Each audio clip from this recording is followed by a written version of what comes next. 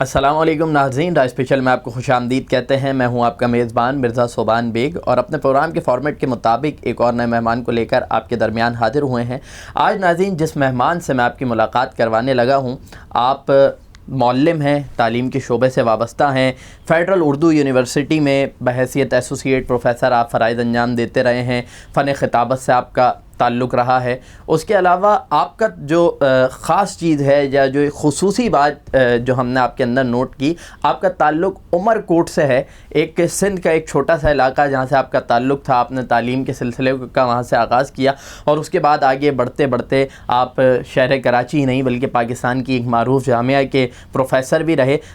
آج ان سے بات کریں گے، ان کی زندگی کے احوال بھی جانیں گے، اور ان کا جو یہ پورے ایک وقت گزرا، یعنی کہ بہت سارے نشیب و فراد آپ نے اس میں دیکھے ہوں گے، اس حوالے سے بھی آپ کو آگاہ کریں گے۔ میرے ساتھ آج موجود ہیں جناب پروفیسر سلیم مغل صاحب۔ السلام علیکم سر۔ وعلیکم السلام جناب۔ سر کیا حال ہے؟ خیریت سے ہیں؟ الحمدللہ بالکل ٹھیک۔ بہت شکریہ ہمارے پروگرام میں آنے کے لیے، ہماری درخواست پہ تشریف لانے کے لیے۔ میں آپ کا شکر گزار ہوں کہ آپ نے مجھے بلایا اور مجھے اپنے بہت سے سننے والوں سے بات کرنے کا موقع دیا۔ بالکل سر، سب سے پہلے آغاز ابتدا سے کر لیتے ہیں جہاں سے آپ کا آغاز ہوا، کہ عمر کوٹ اور غالباً کنری سر، کنری سے تعلق، اور کنری کا ایک نوجوان جس نے تعلیم حاصل کی اور پھر فیڈرل اردو تک آنا، اور فیڈرل اردو میں پروفیسر کے طور سے وابستہ رہنا، یہ جو پورا ایک وقت ہے سر، یہ کیسا گزرا؟ کیا مشکلات، کیا پریشانیاں آئیں، کن چیزوں نے حوصلہ دلایا؟ یہ پورا جو پس منظر ہے تھوڑا سا اگر مختصراً بتا دیں۔ یقیناً یہ ایک لمبا سفر ہے۔ پہلی بات یہ ذہن میں رہے کہ میرا تعلق جس گھرانے سے تھا وہ ایک درمیانے درجے کے بزنس مین تھے، اور پڑھنے کا کوئی رواج زیادہ نہیں تھا۔ میرے والد صاحب نے خود بھی میٹرک نہیں کیا تھا، چھوڑ دیا تھا میٹرک میں، اور ہم بہن بھائیوں بچیوں کو زیادہ پڑھنے کی اجازت ہی نہیں ہوتی تھی۔ 5 جماعت 6 جماعت کے بعد گھر بٹھا دیتے تھے، اور پھر بھائیوں میں پہلا بھائی تھا جس نے میٹرک کیا، کوئی اپنے خاندان کا پہلا فرد جس نے میٹرک پاس کیا۔ تو جب میں نے میٹرک کر لیا تو ہماری کمبائنڈ فیملی تھی، میرے ابا چچا دونوں کی فیملیاں ساتھ رہتی تھیں۔ چچا گو ابا سے چھوٹے تھے لیکن ان کا حکم زیادہ چلتا تھا۔ انہوں نے مجھے کہہ دیا کہ کوئی پڑھائی نہیں ہوگی، اب آپ چلیں، اور ہمارا میڈیکل سٹور تھا، وہاں چل کے بیٹھیں اور یہ کام کرنا ہے آپ نے۔ بالکل۔ تو میں نے چونکہ کچھ بہت سارے خواب میری آنکھوں میں تھے، سپنے تھے کہ میں نے یہ پورے کرنے ہیں، تو مجھے وہ ٹوٹتے ہوئے نظر آئے۔ بالکل۔ تو مجھے بڑی تکلیف ہوئی، لیکن میں نے کہا نہیں، میں نے پڑھنا ہے۔ میں ابا سے کہتا تھا میں نے پڑھنا ہے، اور میرے ابا مجھے پڑھانا بھی چاہتے تھے، لیکن وہ چاہتے تھے کہ اس میں چچا کی رضامندی شامل ہو جائے تو اچھا ہے، ورنہ پھر یہ ہوگا کہ گھر میں بلا وجہ تلخی ہوگی۔ چچا راضی نہیں ہوئے تو ابا نے مجھے ایک دن ٹرنک لا کے دیا بڑا سا، اور وہ کہا اس کو چھپا دو، اور اپنی کالج کے لیے جو چیزیں ہیں، کپڑے جو، اس میں رکھتے جاؤ، اور ایک دن صبح چلے جانا۔ اچھا، بس بنا بتائے بس نکل جانا۔ وہ چاہتے تھے چچا کو پتہ چلے گا، وہ پھر زبردستی روکیں گے، اگر تم نہیں رکو گے تو پھر وہ حکم عدولی ہوگی، وہ بھی اچھی بات نہیں ہے۔ تو انہوں نے ایک راستہ دکھایا کہ نکل جاؤ، پھر میں کہوں گا بھی چلو ضد کر رہا ہے تو اس کو چھوڑو، پڑھنے دو۔ اس طرح ہم کالج تک پہنچے۔ میرپور خاص شاہ عبداللطیف بھٹائی کالج سے میں نے فرسٹ ایئر وہاں سے کیا، سیکنڈ ایئر مطلب ہم نے انٹرمیڈیٹ وہاں سے کیا، اور کراچی یونیورسٹی آ گئے۔ کراچی یونیورسٹی میں آ کر ہم نے پولیٹیکل سائنس میں نے ایڈمیشن لیا، آنرز میں، اور آنرز پولیٹیکل سائنس ہی سے کیا۔ اس کے بعد میں نے پھر ایم اے پریویس جرنلزم میں ایڈمیشن لیا، وہاں سے میں نے ماسٹرز کیا، پھر میں نے ایم فل میں ایڈمیشن لیا۔ اور یہ جو عرصہ ہمارا تعلیم کا گزرا، اس میں جو زیادہ ایک اہم بات ہے وہ یہ کہ ہم نے تعلیم کے ساتھ ساتھ جو ایکسٹرا کریکولر ایکٹیویٹیز ہوتی ہیں اس میں بہت زیادہ حصہ لیا، یعنی زیادہ نہیں، بہت زیادہ۔ یعنی آپ یہ سوچیں کہ ہم نے ڈبیٹس میں کراچی یونیورسٹی کی نمائندگی کی 4-5 سال تک، اور بھی دوست ہوتے تھے، وہ بھی ٹیم کا حصہ ہوتے تھے، محمود غزنوی، خلیل اللہ فاروقی، بلال حقانی بھی، یہ تمام لوگ آپ کے ساتھ کے؟ جی، حسین حقانی نے بھی کچھ عرصہ وہ بھی شامل رہے اس میں، لیکن میں نے کافی عرصہ وہ کی۔ پھر ڈبیٹ کے علاوہ ادبی محاکموں میں، بیت بازی میں میں الجامعہ کا ایڈیٹر رہا، اور میں متواتر 2 سال تک ایڈیٹر رہا، اور کراچی یونیورسٹی کی ہسٹری میں ایسا کبھی نہیں ہوا کہ کسی نے الجامعہ 2 سال تک متواتر نکالا ہو۔ یہ اپرچونٹی مجھے ملی، اور وہ اتنا وقت گزر جانے کے باوجود 35-36 سال ویسا الجامعہ نہیں آیا، اور آج تک لوگ اس کو یاد کرتے ہیں۔ تو یہ ایک بڑی میرے لیے۔ پھر 78 میں نے صدارت کا الیکشن لڑا، صدارت کراچی یونیورسٹی میں میں اسٹوڈنٹ یونین کا اسٹوڈنٹ یونین کے لیے جی میں پریزیڈنشیل کینڈیڈیٹ تھا. تو آپ یہ دیکھیں میں اسی طرح کنٹین کمیٹی کا چیئرمین رہا, میں تھوڑا سا وقت ٹرانسپورٹ میں بھی رہا. مطلب کون سی ڈائمینشن ایسی یونیورسٹی لائف کی تھیں جو ہم نے انجوائے نہ کی ہوں. اور اب اتنے عرصے بعد احساس ہوتا ہے کہ یہ ایکٹیویٹیز نہیں تھیں, یہ ہمارا ایسا تربیتی کورس تھا کہ آج اگر ہم کہیں جاتے ہیں اور سکسیسفلی اپنی بات سمجھا پاتے ہیں, منوا لیتے ہیں, یا اگر ہم کہیں جاتے ہیں اور ہمیں ہمارے ٹارگٹس اچیو ہو جاتے ہیں جی, تو میں غور کرتا ہوں کہ اس کے پیچھے یہ پوری تربیت شامل ہے, یونیورسٹی کا پورا عہد شامل ہے. بالکل. اور صرف یہی نہیں ہے بلکہ اگر اس دور کی منفی چیزیں بھی اٹھا کے دیکھیں, لڑائیاں ہو جاتی تھیں طلبہ تنظیموں میں, جھگڑے ہو جاتے تھے, ہم ان جھگڑوں کے بیچ میں پڑتے تھے, چھڑاتے تھے, صلح صفائیاں کرواتے تھے. تو یہ لڑائی جھگڑوں کے بیچ میں پڑھ کے پھر صلح صفائیاں کروانا, رفع دفع کروانا, یہ سارے معاملات بھی تربیت ہے. بالکل ہے نا. بالکل. تو ہم نے یہ دیکھا کہ جب ہم یونیورسٹی سے فارغ ہو کے کبھی انٹرویو دینے جاتے جی, تو انٹرویو شروع ہونے کے 5 منٹ بعد ایسا لگتا ہے کہ میں انٹرویو لے رہا ہوں ان سب کا. سامنے والا فرد جو ہے وہ انٹرویو دینے لگ جاتا تھا. تو یہ جو کانفیڈنس لیول ہمارا یہاں تک آیا, بالکل, تو اس کے پیچھے بھی یہی ساری سرگرمیاں ہیں. کیونکہ ایک ایسا اسٹوڈنٹ جو صرف کلاس میں آ کر بیٹھا اور اس نے پڑھا, ہم اس کو فائنل ایئر تک بہت سی جگہوں پر اپنے برابر نہیں دیکھتے تھے. مے بی وہ بیک اپ کا بہت اچھا بندہ ہوتا ہو, مے بی کہ وہ لکھنے کے حوالے سے بہت اچھا ہو, لیکن فیلڈ میں پرابلم اور مسائل فیس کرنے کے حوالے سے, سلوشن دینے کے حوالے سے ہم اللہ کا شکر ہے بہت بہتر ثابت ہوئے. درست. اور بلکہ اس سے بھی بڑی سکسیس جو میں کہتا ہوں, جی, جس طرح میرے والد صاحب کو بہت شوق تھا کہ میں پڑھ جاؤں, جی, اور انہوں نے میرے لیے راستہ بھی نکالا, بالکل, میری فائنینشیل ہیلپ بھی کی. بالکل. میرے پیسے ابھی ختم نہیں ہوتے تھے, ایک اور چیک آ جاتا تھا. ہاں, ختم نہیں ہوتے تھے, ایک اور چیک آ جاتا تھا. انہوں نے مجھے بہت آسودہ رکھا. وہی شوق مجھ میں آیا کہ میرے بچے اچھا پڑھ جائیں. جی, بالکل, بالکل, ہے نا. اور میں نے اللہ میاں سے دعا کی کہ اللہ تو میری مدد کر. اپنی سی کوشش کی, لیکن ایک کالج ٹیچر, یونیورسٹی ٹیچر دنیا کی بیسٹ یونیورسٹیوں میں آسانی سے نہیں پڑھا سکتا بالکل اپنے بچوں کو. تو میرے بچوں کو اللہ نے اپرچونٹی دی, وہ دنیا کی بیسٹ یونیورسٹی سے پڑھے. میرا بیٹا ییل سے پڑھ کر آیا, ماشاءاللہ, جو اس وقت ورلڈ رینکنگ میں نمبر 2 یا 3 یونیورسٹی ہے, جس نے سب سے زیادہ امریکن پریزیڈنٹ پروڈیوس کیے ہیں. بالکل. پھر میری بیٹی ابھی پڑھ رہی ہے سان فرانسسکو میں, وہاں کا جو کالج آف آرٹس ہے وہ دنیا کا بیسٹ کالج آف آرٹس میں پڑھ رہی ہے.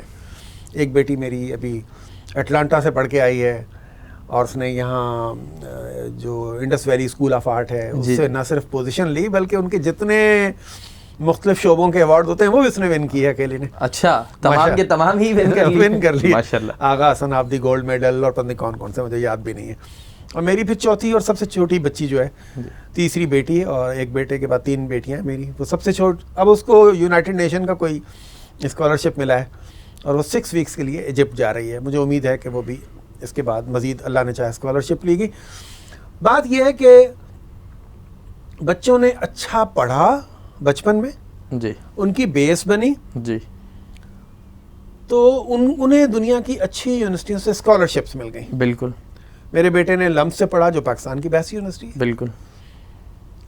اس نے پھر ترکی سے پڑھا, اور ترکی جو ہے وہ آپ دیکھیں کہ ترکی کی بیسٹ پرائیویٹ یونیورسٹی ہے وہ کوچ یونیورسٹی, جہاں یورپ پورا عمدہ آتا ہے پڑھنے کے لیے. اچھا. اس نے وہاں سے پڑھا. پھر وہ سی ایف اے کا ایک نیشنل کمپٹیشن ہوتا ہے, اس کی یونیورسٹی 10 سال سے کوشش کر رہی تھی, ون نہیں کر پاتی تھی. یہ جب شریک ہوا تو سی ایف اے میں یہ ترکی کا نیشنل چیمپئن بنا. ماشاءاللہ. اور یہ آنر اس کی یونیورسٹی نے بہت اس کو, بالکل سر, 10 سال سے ایک چیز نہیں ہو پا رہی تھی, اور ایک اسٹوڈنٹ کی بدولت ہو جاتی ہے. پورے یہ سی ایف اے جو ہے جس طرح سے سی اے ہوتا ہے, چارٹرڈ اکاؤنٹنٹ ہوتا ہے, اور یہ فائنانس کا دنیا کا سب سے مشکل اور بڑا امتحان ہوتا ہے یہ. بالکل. تو وہ جو نیشنل کمپٹیشن ہوتا ہے, انٹر یونیورسٹی کمپٹیشن, اس میں اس نے ون کیا, اور پھر یہ ورلڈ چیمپئن شپ کے لیے گیا. بدقسمتی سے اس کو یہ ون نہیں کر سکے, لیکن ورلڈ چیمپئن شپ تک گیا یہ. تو یہ جو چھوٹی چھوٹی کامیابیاں ہیں اور مل کر ایک بڑا تاثر بناتی ہیں, جی, تو یہ میں اپنے آپ کو خوش قسمت سمجھتا ہوں.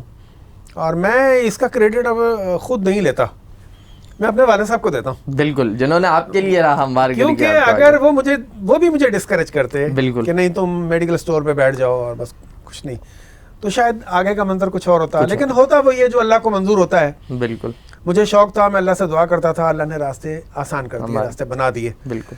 اور اب میری دعا ہوتی ہے کہ یا اللہ تو یہ کافی نہیں ہے کہ آپ نے دنیا کی کوئی اچھی یونیورسٹیوں سے ٹھپے لگوا لیے ہیں، نہیں، اب وہ بچے اوبیڈینٹ بھی ہوں، اب وہ پے بیک کرنے والے بھی ہوں. بالکل بالکل، ہے نا.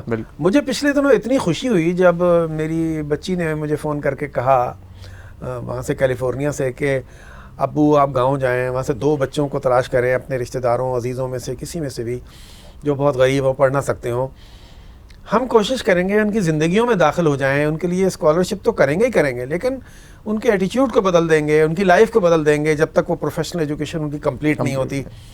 تو یہ مجھے اس کی زیادہ خوشی ہوئی. بالکل سر، کہ دیکھیں نا، اگر ہم پڑھتے ہیں لکھتے ہیں یا اللہ تعالیٰ ہمیں کوئی اوج، کوئی ترقی، کوئی مقام دیتا ہے تو وہاں جا کر پھر اب ہمیں دوسروں کے لیے فکر مند ہو جانا چاہیے. بالکل، ہے نا. وہ ایک درد بھی ہے اور ایک کچھ کرنے کی کوشش بھی ہے اور ایک خواہش ہے. تو یہ جو بچوں میں ایک پازیٹیو ایٹیچیوڈ ڈیولپ ہو رہا ہے، بالکل، میں اس پر زیادہ شکر ادا کرتا ہوں اللہ کا. اور یہ ایک اہم بات ہے. پہلے تو میں آپ کو اگر یہ کہوں، جس طرح آپ نے پورا پس منظر بتایا کہ سر آپ انتہا پسندی کے لگتا ہے کہ قائل رہے ہیں. دونوں جانب ہم دیکھیں کہ جہاں ایک جانب تعلیمی نہیں ہے، آپ بتا رہے ہیں کہ جی کسی نے میٹرک بھی نہیں کیا ہوا، وہ بھی ایک انتہا ہے. اور ایک معاملہ یہ ہے کہ آپ کے تمام جتنے بھی آپ کے بچے ہیں وہ تمام دنیا کی، پاکستان کی نہیں دنیا کی بہترین یونیورسٹی سے پڑھ لیں، تو یہ بھی ایک انتہا ہے. سر ایک پرسنل سوال آپ سے پوچھوں گا. آپ نے بتایا کہ آپ نے یونین کا الیکشن لڑا غالباً سن 1978 میں، تو سر جیتے یا ہار گئے؟ میں وہ 43 ووٹ سے ہار گیا تھا، اور وہ پہلا موقع تھا کہ یونیورسٹی میں ہمارے خلاف اتنا بڑا الائنس بنا تھا کہ اس سے پہلے بھی یونیورسٹی کی تاریخ میں اتنا بڑا الائنس کبھی نہیں بنا. بہت ٹف فائٹ تھی، اور اس کے باوجود کہ میں یہ ہار گیا، میں نے اپنے پینل میں سب سے زیادہ ووٹ لیے تھے. اور 10,000 جہاں 10-12 ہزار لوگ پڑھتے ہوں جی، اس میں 43 ووٹ بہت کوئی زیادہ اہمیت نہیں رکھتے، لیکن اس اعتبار سے اہم ہوتے ہیں کہ اس کی وجہ سے میں الیکشن ہار گیا. بالکل. اگر مجھے 23 ووٹ پڑ جاتے ان 43 میں سے جی تو میں الیکشن جیت جاتا. لیکن پھر اس کے بعد میں اپوزیشن لیڈر رہا. وہاں کی جو اسٹوڈنٹ کونسل ہوتی تھی جی، اس میں اپوزیشن لیڈر بھی تھا. اور میں نے بتایا کہ اور میں نے یونین کی بہت ساری ذمہ داریاں جو ہیں وہ نبھائیں. یہ بتائیے گا کہ یہ جو آپ نے بتایا کہ ایک بہت بڑا الائنس بنا ہوا تھا، تو لوگ آپ لوگوں سے مطمئن نہیں تھے، خوش نہیں تھے، کیا وجہ تھی، کیوں بنی ہے یہ الائنس؟ نہیں، آپ نے میرا خیال ہے کہ کبھی غور نہیں کیا جی کہ جتنی نظریاتی دشمن قوتیں ہیں جی، وہ سوسائٹی میں چھوٹے چھوٹے یونٹس طاقت کے بناتی ہیں. بالکل بناتی ہیں. اور پھر ایک خاص موقع پر جب ان کو ایک بڑے آبجیکٹو کو اچیو کرنا ہوتا ہے، راتوں رات ان کو ملا دیتی ہیں. ٹھیک ہے، ایسا ہی ہے سر. آج تک ہوتا ہے. بالکل ہوتا ہے نا. بالکل ہے. ادھر سے کوئی آپ کے عوام میں سے کچھ گروپ بن گئے. اچھا، یہی جنگوں میں بھی یہی ہوتا ہے. انہوں نے اتنے گروپ بنا دیتے ہیں، لڑنے والے، بھیڑنے والے، سازشیں کرنے والے. بظاہر چھوٹے چھوٹے گروپ ہوتے ہیں، لیکن اچانک پتہ چلتا ہے مل کر ایک بہت بڑا گروپ بن گئے. بالکل. تو یہ میرا خیال ہے کہ دشمن کا ایک تنظیم سازی کا ایک طریقہ ہے جی، اور وہ فائٹ کرنے کا ایک طریقہ ہے کہ وہ مختلف محاذوں پہ مختلف گروپس بنا کر رکھتے ہیں. ہمیں وہ کمزور لگ رہے ہوتے ہیں، لیکن الیکشن سے 2 روز پہلے رات کو کوئی آتا ہے، ان کو سب کو جمع کرتا ہے. پھر ان کی فنڈنگ وہاں سے آ رہی ہوتی ہے، اس لیے بھی ان کا مل جانا ضروری ہوتا ہے. ان سب کا بیسک ماسٹر مائنڈ پیچھے ایک ہی ہوتا ہے. بالکل. ہمیں لگتا ہے وہ الگ الگ ہیں، الگ الگ نہیں ہوتے.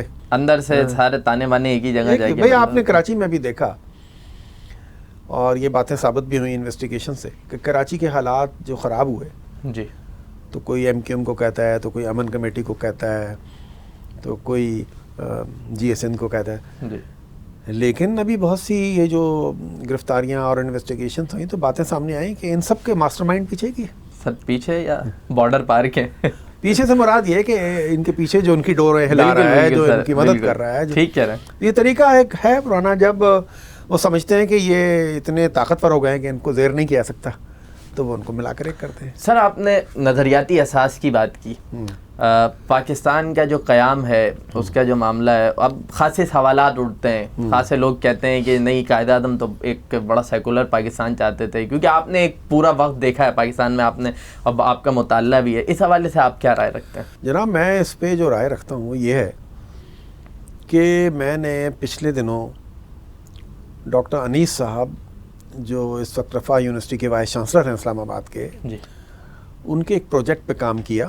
میں نے اور ہمارے ایک دوست ہیں اظہر، ہم نے مل کر ایسے لوگوں کے انٹرویو، ایک پوری سیریز ہے ریکارڈ کی جنہوں نے پاکستان بنتے دیکھا تھا. درست. اور اس میں خاصے بزرگ شخصیات ہیں، اس میں شریف المجاہد صاحب تھے، اس میں جسٹس سعید الزمان صاحب تھے جن کا انتقال ہو گیا، اور بہت سارے نام ہیں. اور آپ یقین کریں یہ چشم دید گواہوں کی یہ چیزیں ضرور سامنے آئیں گی، ابھی ریکارڈ ہوئی ہیں، ٹھیک ہے، اس پر کام ہو رہا ہے، یہ بہت بڑا پروجیکٹ ہے. جن لوگوں کے ہم نے انٹرویوز ریکارڈ کیے ہیں ان میں سے بیشتر نے یہ گواہیاں دی ہیں. بھائی ہم نکلتے تھے، ہم نعرہ لگاتے تھے پاکستان کا مطلب کیا، لا الہ الا اللہ. تو یہ نعرہ کوئی ابھی تو نہیں بن گیا، یا اگر اس دور میں پاکستان بنانے والے یہ نعرہ لگاتے تھے تو بھائی لا الہ سے کیا مراد تھی ان کی؟ ایک کامن سینس کی بات ہے. بالکل سر. میں آپ کو اپنی ایک بات بتاؤں کہ میں نے کھوڑو فیملی کی ایک خاتون کا انٹرویو کیا پی ٹی وی جب میں نے جوائن کیا نیا، جی، مجھے نام پہ تھوڑا سا ڈاؤٹ ہو رہا ہے کہ میں غلط نہ لے لوں کھوڑو فیملی کا، تو میں اس لیے بھی تھوڑا سا احتیاط کر رہا ہوں، ان کا نام نہیں لے رہا ہوں. وہ جب اردو بولتی تھیں تو بڑی انگریزی لہجے میں اردو بولتی تھیں اور یا سندھی بولتی تھیں. تو قائد اعظم کی بات آئی تو وہ مجھے کہنے لگیں جس کرسی پہ تم بیٹھا ادھر قائد اعظم بیٹھا. قائد اعظم مجھے بولا مجھے I want a book Quran Majeed, so I give ہم قرآن مجید. تو پھر مجھے کہنے لگیں کہ وہ مجھے بولا کمرہ بند کرو میں کچھ پڑھتا ہوں. پھر بہت دیر ہو گیا تو ہم پریشان ہو گئے کہ یہ کچھ ہو تو نہیں گیا. جب ہم نے دیکھا تو قائد اعظم نماز میں تھے. اچھا ایسی کتنی گواہیاں ہم کو ملتی ہیں، اس میں کوئی شک نہیں کہ قائد اعظم کا انگلستان کا جو دور ہے انہوں نے اسے کالا انگریز بنا دیا تھا. وہ ریلیجن سے دور تھے، لیکن تحریک پاکستان نے ان کے اندر کایا پلٹ کر دی. جب وہ لوگوں کے قریب آئے، اپنے لوگوں کے، ان میں گھلے ملے، ان کے عقیدوں کو، ان کے جذبوں کو دیکھا تو قائد اعظم کی اپنی زندگی تبدیل ہو گئی. تو یہ تو بہرحال ایک اب تحریک چل رہی ہے کہ یہ اسلامی دنیا کو سیکولر کیا جائے اور یہ اسلام کا نام لینے والوں کو کے بارے میں شبہات پیدا کیے جائیں. تو وہ جو مرضی کہتے پھریں، حقیقت یہ ہے کہ قائد اعظم چاہتے تھے، اور یہ ان کی تقریروں کا حصہ ہے، کہ ایک ایسا ملک جس میں ہم آزادی کے ساتھ اپنے عقائد کو امپلیمنٹ کر سکیں، یہاں کی پالیسیز میں دیکھ سکیں، اور ہم ایسے اس ریاست کو ایک تجربہ گاہ بنا سکیں، اور ہم دنیا کے سامنے ایک مثالی مملکت پیش کر سکیں کہ دیکھو ایک اسلامی مملکت ایسی ہوتی ہے. تو یہ قائد اعظم کی اسپیچز کا پارٹ ہے بھائی، اور یہی اساس ہے. رضوان صاحب نے ان کی پوری تقریریں کمپائل کی ہیں. مجھے نہیں پتا نئی کتابیں تو اب ایڈٹ ہو کے آ رہی ہیں، لیکن اس میں آپ دیکھیں اس کتاب میں یہ جا بجا یہ حوالے موجود ہیں. سر یہ بتائیے گا کہ آپ کی اگر ہم لائف کو دیکھیں، آپ نے آف کیمرہ میری بات ہو رہی تھی تو مغل صاحب نے مجھے بتایا ہے کہ آپ نے 3 شعبوں میں کام کیے، ایک بچوں کے لیے، ایک ایجوکیشن کے لیے، تیسرا آپ میڈیا کے لیے. سر یہ 3 جانب آپ ڈیوائڈ رہے، کیا وجہ تھی کہ ایک جگہ سے دوسری جگہ، دوسری جگہ سے تیسری جگہ، کسی ایک جگہ مزہ نہیں آیا کام کرنے میں؟ نہیں، یہ دیکھیں یہ تینوں انٹرلنکڈ چیزیں ہیں ایک دوسرے سے. میڈیا اور ایجوکیشن تو ٹھیک ہے، میڈیا اور ایجوکیشن، اور یہ دونوں چیزیں بچوں کے لیے تو ہیں. اور اصولاً تو میڈیا کو جو اپنا رول پلے کرنا چاہیے وہ نئی جنریشن کی تربیت کے لیے، ان کے ٹیلنٹ میں اضافے کے لیے، ان کی کیریئر پلاننگ کے لیے، ان کی کریکٹر بلڈنگ کے لیے میڈیا کر رہا ہے یا نہیں کر رہا ہے. لیکن جو رول ہمارا میڈیا میں رہا ہے، میں پروگرام کرتا تھا، سارے دوست ہمارے سنگ چلیں، یہ سہیل رانا کے پروگرام تھے، اس کو کئی پروڈیوسرز نے کیا، میں نے کئی سینئر پروڈیوسر کو اسسٹ بھی کیا اس میں، لیکن مجھے انڈیپینڈنٹ بہت سے پروگرام کرنے کا موقع ملا. تو اس میں جو ہم نغمے دیتے تھے، کبھی ان کو بولوں کو آ کر سنیں تو اس میں ویلیوز کے لیسن ہوتے تھے اپنی نئی نسل کے لیے، ہے نا. سورج کرے سلام، چندہ کرے سلام، سلام کرنا سکھا رہے ہیں، کبھی شہروں کا تعارف کرا رہے ہیں، نالج دے رہے ہیں، ویژن دے رہے ہیں، موٹیویشن دے رہے ہیں. تو ہم نے بچوں کے جتنے پروگرام کیے، میں نے بچوں کے زیادہ کیے، ٹی وی پہ بچوں کے پروگرام کیے، بچوں کا میگزین آنکھ میں چولی ہم نے چایا کیا. یونیسیف کے ساتھ ایک پروجیکٹ ہم نے کیا تھا 1.5 سال کا، الف اجالا، وہ بھی ہم نے کراچی کے اسلم ایریاز کے بچوں کے لیے کیا تھا. تو ہم نے تو اور دیکھیں جس طرح ماں باپ جی اپنے بچوں کے لیے جیتے ہیں، بالکل اسی طرح قومیں اپنے بچوں کے لیے جیتی ہیں، انہی کے لیے کام کرتی ہیں. بالکل ٹھیک ہے، کل انہی نے تو ریپلیس کرنا ہے نا، انہوں نے replace جیسا بناؤ گے ویسے ہی ملیں گے ریپلیس کرنے والے. بالکل بالکل. تو اس لیے جو قومیں زندہ قومیں ہیں وہ تو اپنا سرمایہ، اپنی صلاحیتیں، اپنا وقت تج دیتی ہیں بچوں پہ. تو یہ بڑی اہم چیز ہے، اور میں آج بھی کہتا ہوں کہ کرنے کا کوئی کام ہے تو وہ بچے ہیں. اور یقین کریں میں تو کبھی اس طرح بھی سوچتا ہوں کہ اللہ تعالیٰ کی جو مجھ پر مہربانیاں رہیں کہ میرے بچوں نے اچھا پڑھ لیا، بالکل اس میں شاید کوئی ہمارا کمال نہیں ہے، بلکہ یہ جو ہم دوسروں کے بچوں میں انوالو ہوئے، شاید اس کی بدولت مجھے ایسا اللہ لگتا تعالیٰ نے ہے کہ شاید اللہ بھی مہربان ہوئے بالکل اس کے نتیجے میں. بالکل شاید نہیں، مجھے یقین ہونا چاہیے کہ یقین اللہ ہونا چاہیے. ہاں، بالکل شاید نہیں. سر یہ بتائیے گا کہ بچوں کے حوالے سے بھی بات ہو رہی ہے اور آپ نے کہا کہ قومیں بنتی ہیں کیونکہ آنے والے جو مستقبل ہے وہ بچوں کا ہی ہوتا ہے. ہم پاکستان بننے کی بھی بات کر رہے تھے تو میں تو یہی کہتا ہوں کہ ہمارے بزرگوں نے قربانیاں ہمارے لیے دی تھیں کہ ہمیں ایک آزاد فضا مل جائے گی اور الحمدللہ اس میں ہم زندگی گزارتے ہیں. سر آپ نے جس طرح پہلے بھی مجھے بتایا کہ کنری میں جب آپ ہوتے تھے تو آپ نے تب بھی ایک کوئی سوسائٹی بنائی تھی، اس کا تھوڑا سا بتائیں گے سر ناظرین کو. اصل میں ہم جب میٹرک میں تھے جی تو ہم نے گرلز اسکول کی دیوار گر گئی تھی. اچھا. ہم نے اس کے لیے بڑے مطالبات کیے کہ بن جائے، وہ بندی نہیں تھی. اچھا، اور ہم ایک تو گاؤں دیہات کے رہنے والے، پھر بہت پیچھے چلے جائیں جب ہم بچے تھے اسکول میں تھے، 40-45 سال پرانی بات ہے، تو اس وقت ہماری بہنیں بھی وہاں پڑھتی تھیں، تو یہ تھوڑا حیا کا اور اس کا مسئلہ بھی تھا کہ بھئی آوارہ قسم کے لڑکے کھڑے ہو رہے ہیں، جھانک رہے ہیں، دیکھ رہے ہیں، ہمیں اچھا نہیں لگتا تھا. ایک دن ہم نے کچھ دوستوں کو جمع کیا اور ہم نے 120 فٹ لمبی اور 10 فٹ سیمنٹڈ دیوار ہم نے اپنے ہاتھوں سے کھڑی کر دی. 120 فٹ لمبی 120 فٹ لمبی اور 10 فٹ اونچی دیوار، اس میں اینٹیں ہم نے سب پہ تقسیم کر دی. جہاں سے مرضی لاؤ، گھر سے کی دیوار سے توڑ کے لاؤ، خرید کے لاؤ، جہاں سے مرضی لے کے آؤ. اور ایک ٹھیکیدار کو ہم نے کہا پیسے نہیں ہیں، صرف ہماری رہنمائی کرو کہ دیوار بنتی کیسے. وہ دیوار صاحب کیا بنی، آج تک وہ دیوار موجود ہے. بعد میں پتہ چلا اس دیوار پہ پھر وہ گورنمنٹ کے اداروں نے کچھ پیسے بنا کر کھا بھی لیے کہ وہ انہوں نے بنائی ہے. تو اس نے ہمیں ایک شوق دیا اور ہمیں ایک اپنی ذات پر ایک یقین دیا کہ بڑے سے بڑا کام کیا جا سکتا ہے. اگر 9th میٹرک اور 8th کلاس کے بچے مل کر 120 فٹ لمبی دیوار کھڑی کر سکتے ہیں تو اور کام بھی ہو سکتے ہیں. بالکل. پھر ہم نے ایک سوسائٹی باقاعدہ بنا لی، اس کا نام اسکائے تھا، اور ہم مختلف کام کرتے تھے. شروع میں ہم بہت سارے کوئز کمپٹیشن، ڈیبیٹس اور یہ کیا کرتے تھے. ایک میں پروگرام اپنے گاؤں میں کرتا تھا، شیشے کا گھر. اچھا. نیلام گھر سے پہلے ٹی وی پہ ایک پروگرام آتا تھا شیشے کا گھر، جس کے ہوسٹ قریش پور ہوتے تھے. اس سے متاثر تھا، جیتنے والوں کو تحائف دیے جاتے تھے. جی. اب ہم تحائف کہاں سے لائیں؟ بالکل وسائل تو ہے نہیں. وسائل تو ہے نہیں، اور یہ ہم نے طے کر رکھا تھا. بچے تھے حالانکہ، آپ دیکھیں اللہ نے ہمیں وہ بات سجا دی تھی جو بڑوں کو نہیں سجائی. ہم نے کہا تھا ہم کوئی ایسا کام نہیں کریں گے جس میں پیسہ انوالو ہو.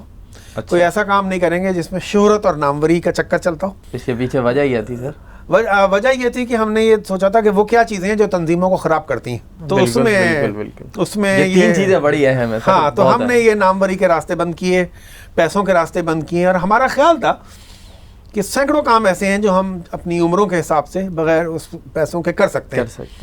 تو ہم جاتے تھے اسکول سے، لسٹیں لیتے تھے کہ کون سے بچے اسکول نہیں آ رہے ہیں. اچھا. ان کے پیرنٹس سے ملتے تھے، ان کو بھیجیں. پیرنٹس کہتے تھے کہ جی ٹیچر مارتے ہیں ان کو، اس لیے ہم ان کو نہیں بھیجتے. تو ہم ٹیچر سے ملے اور ابا سے کہا کہ ان کو چائے پہ بلا کے ٹیچر کو سمجھائیں کہ نہ مارا کریں. اب بتائیں اس پہ کیا پیسے خرچ ہوئے؟ چلیں اس کا 1, 2, 3, 5% کچھ تو رزلٹ نکلا ہوگا نا. کچھ تو نکلا ہوگا، ہے نا. بالکل. تو ایسے چھوٹی چھوٹی ایکٹیویٹیز ہوتی تھیں. بہت سے بچوں نے مجھے ابھی بتایا، جب وہ خود بڑے، جن کے بچے بھی اب جوان ہو گئے ہیں، کہ وہ جو آپ نے ہمیں شیشے کے گھر میں ٹائم پیس دیا تھا تحفے میں، وہ ہماری زندگی کی اتنی بڑی موٹیویشن تھی کہ ہم پڑھنے میں انوالو ہو گئے تھے. ہم نے لائبریری کی ممبرشپ لے لی تھی، اخبار میں میری نظم چھپی تھی، اس طرح کی باتیں.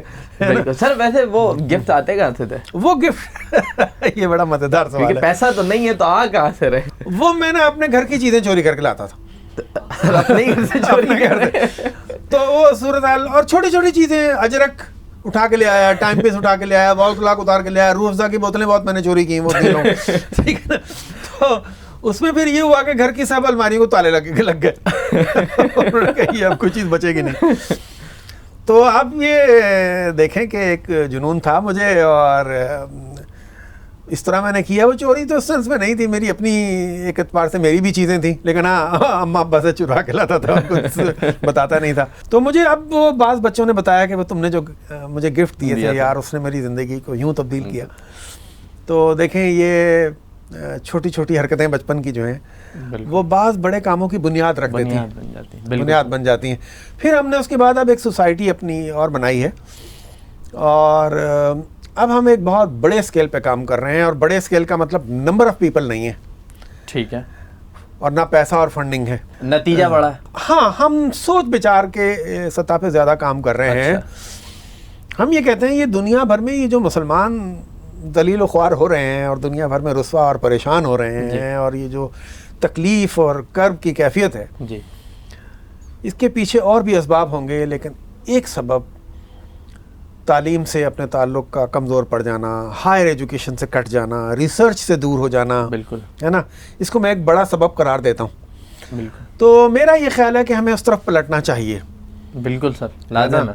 اگر ہم نہیں پلٹیں گے اور ہم ایک بہت بڑی تعداد ان نوجوانوں کی پیدا نہیں کریں گے جن کے زرخیز اور کریٹیو مائنڈ ہیں اور وہ مستقبل میں ستاروں پہ کمندیں ڈالنے والے لوگ ہیں, اگر یہ بچے پیدا نہیں ہوں گے تو ہمیں پھر مستقبل میں امیدیں نہیں رکھنی چاہیے بڑی, پھر ہمیں غلامی کی تیاری کرنی چاہیے, اللہ نہ کرے. تو ہم ابھی 1 سال تک چاہتے ہیں اسٹریٹجی پہ کام کریں, اور ہمیں اس میں بھی ہمارے پیش نظر وہ چیزیں ہیں, نو شہرت, نو فیس بک پہ پوسٹیں لگانا, اخبار میں نو خبریں, کچھ نہیں. تو ہم چاہتے ہیں کہ ابھی ہم خاموشی سے کام کریں, اور ہم اس میں کوئی ایسی راہ ڈھونڈ لیں کہ جو ایک ٹریک ایسا بن جائے کہ جس پہ گاڑی چل پڑے, ٹریک سے اترے نہیں. پھر ہماری دعا ہوگی اللہ ہم سے اچھے ہاتھوں میں دے دے, وہ گاڑی جو دوسرے لوگ لے کر جائیں ان سے زیادہ اچھے لوگ ان کو مل جائیں. بالکل. تو یوں ایک ہم نتیجہ خیزی کی طرف چلنا چاہتے ہیں, اللہ ہماری مدد کرے. تو سر یہ جو پلان ہے آپ کا, کوئی اس کی ورکنگ ٹیم, کوئی اس کا نام خاص؟ جی, اس کا نام ہم نے رکھا ہے مانیٹرز. اچھا. اور مانیٹر نام رکھنے کی ریزن 2 ہیں. ابھی ہم چیزوں کا جائزہ لے رہے ہیں, اور مانیٹرنگ کرنا, جائزہ لینا, دیکھنا, اس کے ہم مانیں. پھر اسکولوں میں جو آج بھی دیہات کے اسکولوں میں جو اپنی کلاس کا سب سے اچھا شارپ بچہ ہوتا ہے جو سب پہ نظر رکھتا ہے, اس کو مانیٹر ہی کہا جاتا ہے. بالکل. اب جیسے کراچی وغیرہ میں تو اس میں پریفیکٹ وغیرہ کہتے ہیں, ورنہ سر ہمارے وقت تک تو مانیٹر ہی ہے. اب بھی دیہاتوں میں ہر جگہ مانیٹر کہلاتا ہے.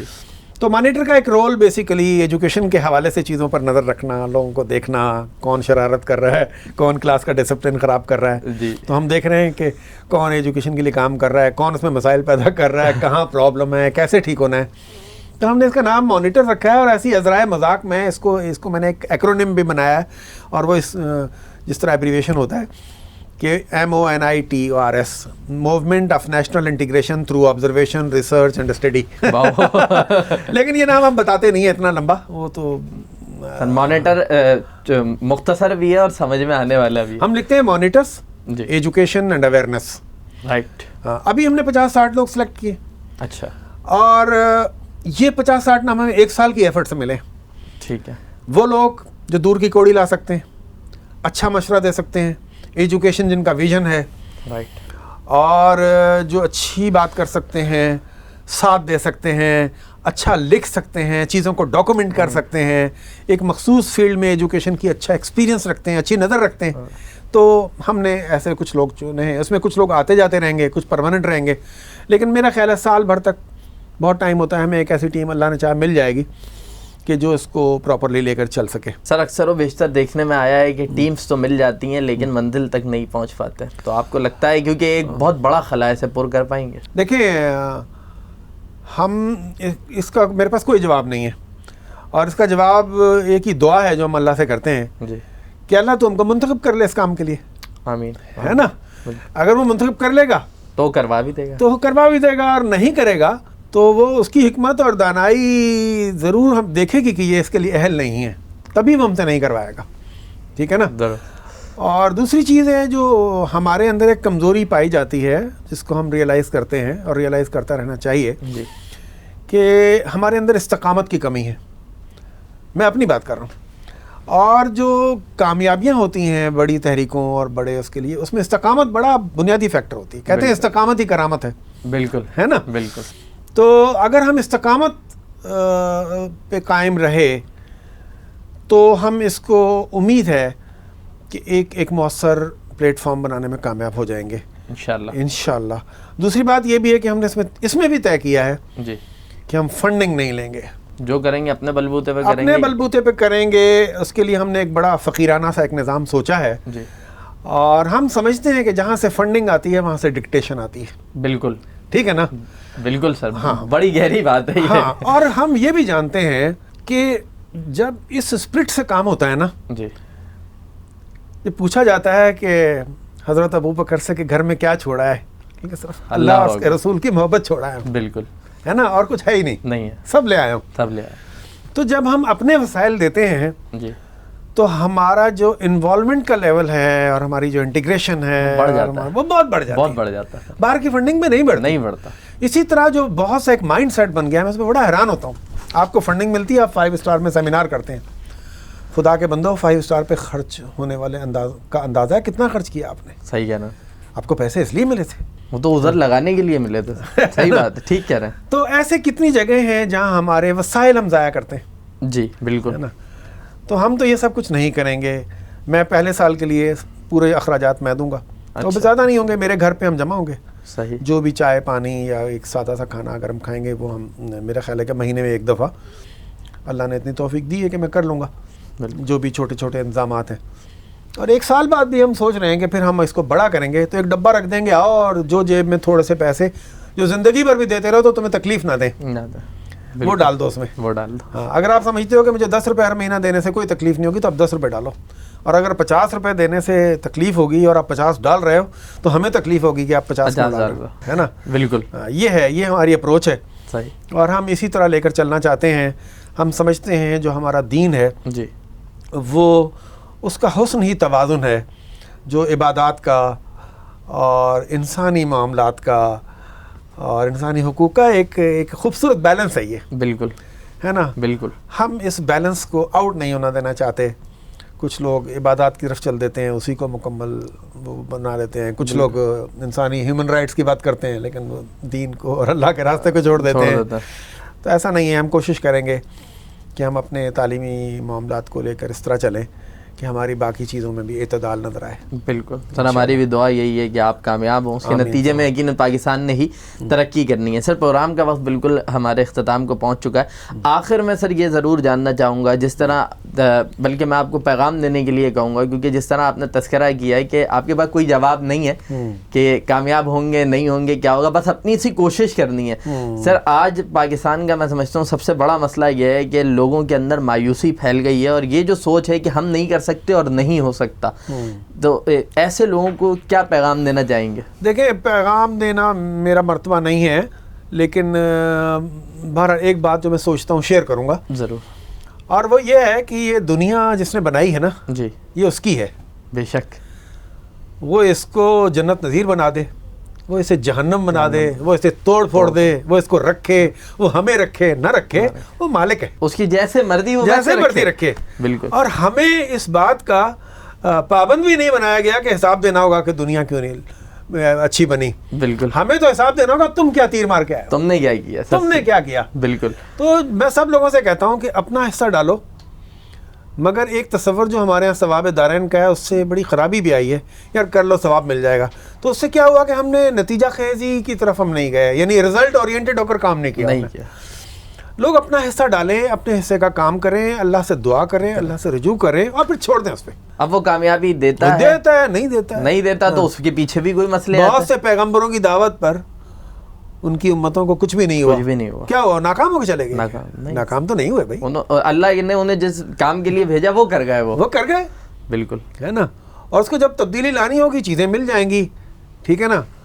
کچھ ایسی چیزیں آ کر ملیں گی کہ وہ ایک سکسیس کا پورا ایک کانٹیننٹ سا بنا دیں گی, اور سکسیس مل جائے گی انشاءاللہ. بالکل. اور سر جاتے جاتے شاید آپ میری بات سے اتفاق بھی کریں کہ جس طرح آپ نے پیغمبروں کا تذکرہ کیا کہ ہمارے آقا و مولا حضرت محمد مصطفیٰ صلی اللہ علیہ وسلم جب دنیا میں تشریف لاتے ہیں تو اس وقت جو معاملہ تھا کوئی نہیں کہہ سکتا تھا کہ آگے جا کے محمد رسول اللہ کی قوم نے اتنی ترقیاں کرنی ہے, 22 لاکھ مربع میل پر ان کا پرچم لہرانا ہے.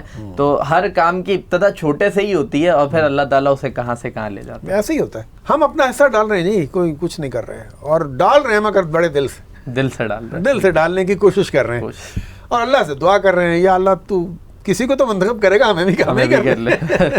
بالکل. سلیم مغل صاحب ہمارے پروگرام میں آنے کے لیے بہت شکریہ.